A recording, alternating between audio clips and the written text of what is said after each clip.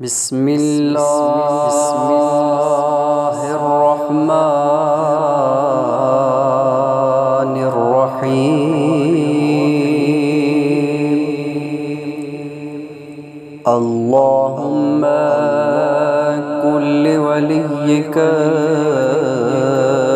الحجة ابن الحسن صلواتك عليه وعلى آبائه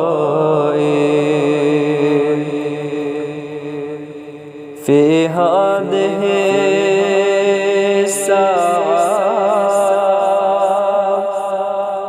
وفي كل ساعة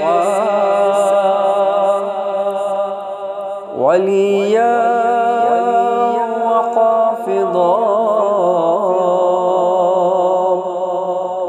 وقائدا وناصرا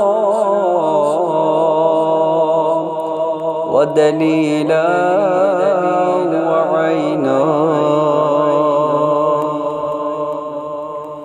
حتى تسكنه أرضك طوعا وتمتعه فيها طويلا